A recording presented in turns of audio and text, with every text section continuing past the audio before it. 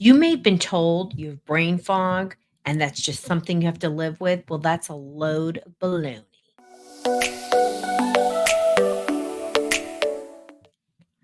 Let's talk about brain fog and strategies for stress management that's going to help you or your child be more focused, more alert, because brain fog is a common issue that co occurs with things like OCD, anxiety, depression, pandas, autism.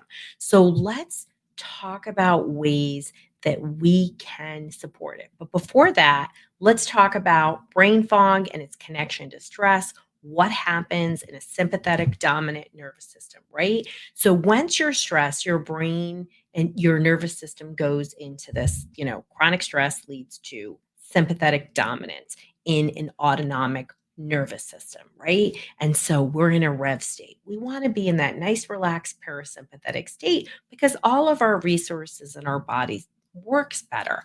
It's tied to chronic stress is tied to brain inflammation. Brain inflammation is tied to brain fog. So, the path to healing is to reduce those stress levels, right? We know this. It's just not easy in the real world, right? My dad, Tony, always says it's easy with the mouth. So, let's talk about stress management techniques and things we can do. We can integrate, we can do these things most of these on our own, even though I have CPT, which is a type of therapy on here. But I don't want you to feel like it's in your mind. It's just that we know we can use the power of our mind to make our body work better. And that's what these conversations are about. And these are strategies that work for everybody of every age. And I hope that you do these things as a family. When we work with families in our brain behavior reset program, we work on the family ecosystem. If you are interested in any of the tools we use to support families and kids and help them thrive, go to drroseann.com/help. Take our solution matcher. It's going to guide you to exactly what you need. We have everything from books and courses and free resources to our one-on-one program. And no matter where you are in your journey, it's going to help you get there. And that's why I created that cool solution matcher. So let's talk about some of my favorite stress reduction techniques that can help with alertness, reduce that brain fog. Anybody of any age. This is great for elderly people. Get grandma and grandpa involved in this. This is why Tony's a hot ticket at 85 because he's basically doing almost everything on this list. Okay. Can't even keep up with the guy. He called me from Italy at 2 o'clock in the morning after hanging out with his friends. Yeah. Like wanting to have just a regular conversation, having the best time of his life, right? God bless Tony. So glad. So, number one, exercise. So, exercise is tied to much better attention. So, we know that 3 times a week of exercise, 30 minutes or more, vigorous exercise, moderate to vigorous, actually results in 40% improvement in ADHD symptoms. How about that? And a recent study that was in Attitude magazine showed that it was the number one most effective tool for managing ADHD symptoms, and way over everything else. But only 40 something percent of parents were talking about it with other parents. So, exercise, why? It gets your lymphatics going, it's getting oxygen to the frontal lobes. Now, if you're really struggling or you have a child with PANS or other autoimmune issues, you can do this at your pace, right? You've got to get moving to some degree. I know I've shared before when I had pneumonia more than once in 2023, but the last time I was like, I cannot keep laying down. I'm going to put the treadmill at 1.5. I'm going to watch my Netflix, but I'm going to be on this treadmill walking. And it was like a huge shift point for me. The brain fog went away. It took me a while physically when you have your lung issue. You always want to be cleared with your doctor, but exercise is just a simple way to get everything in the brain and body moving. Okay, meditation. Nobody likes meditation. I have struggled to learn it myself, and it is a great way to calm the nervous system down. Now, meditation can be meditation walks. It can be listening to meditation, laying on the floor and, listening to music or walking through a meditation. I'm a big fan of the app Insight Timer. It can be quiet meditation. Dr. Rowe ain't doing that. It's not happening. Not doing it. Somebody I know just wanted a 7-day silent retreat. No, thank you. I want to have a 7-day hangout with my friends, which is also on here social support, right? Social support, just like me and Tony. Like, it fills your cup. I mean, you just release endorphins, you hug people, you laugh. It feels great. It's a great way to get the brain working and get that attention and that brain fog down. Okay, sleep. So, most kids are not getting enough sleep. I have a whole article about sleep on our blog. You can go to drroseann.com/my blog and search sleep and get some more info on it. We need sleep.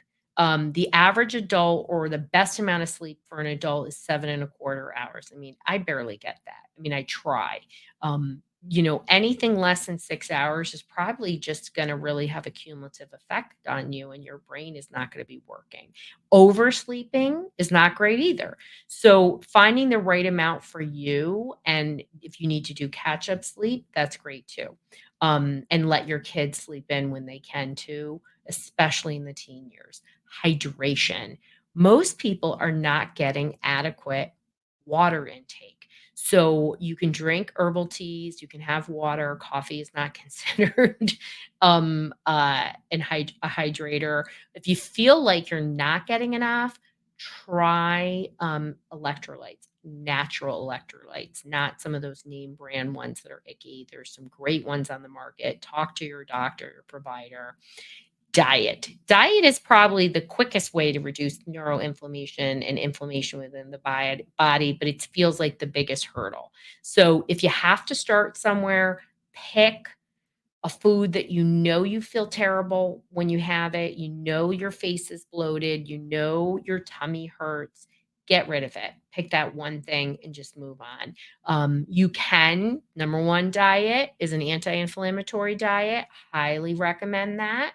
I know that it is incredibly helpful for even my most chronically ill people, Lyme disease, PANS, OCD.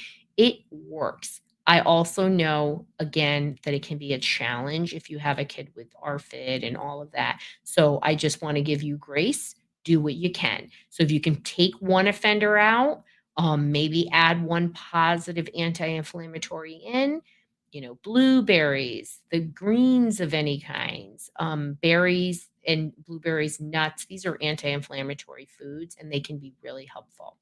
Um, Deep breathing. In my other video, big fan of deep breathing. It just is the quickest, easiest, and free way to regulate your nervous system. You just have to do it and make it part of your, way that you do it. When I work with teenagers, and adults, I'm like, put it on your phone. Let's get your phone out and put the timers on.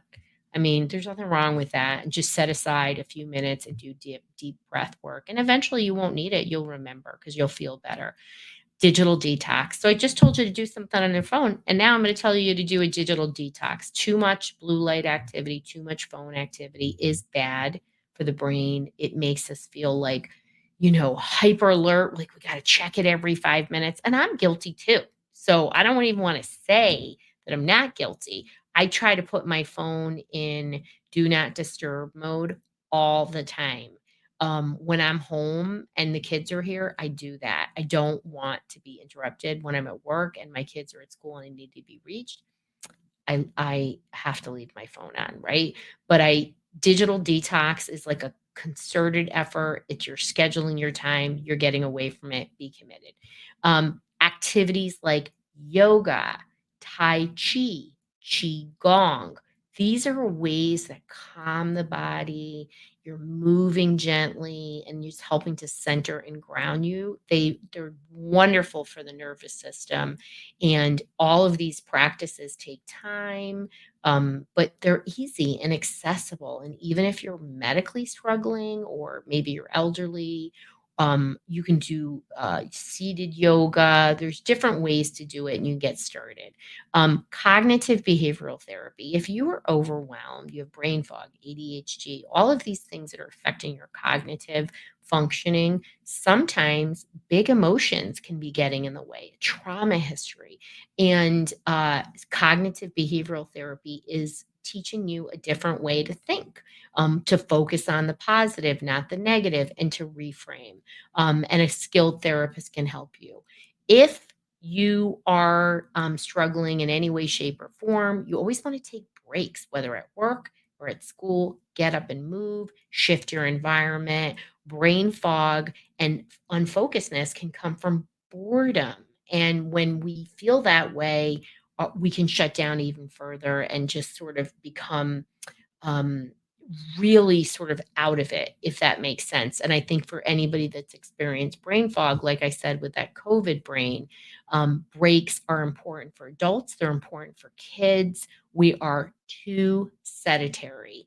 And again, you can use a phone to set timers. You can stick a sticky on your computer. It says, these are the times I must get up and physically move around, do my Tai Chi, my qigong, whatever you're doing. So whatever is affecting, hold on, edit that. What whatever is affecting your brain, it's making it hard for you to retrieve words and pay attention and complete tasks, and it's straight brain fog. You just learned different ways to support your brain, support the brain of your child. Do it as a family, do it as a couple. However you're doing it, do it. And you will notice an improvement in your brain fog. And remember, if you're struggling with brain fog, it's a new onset. Make sure to get medical guidance and figure out why it's happening.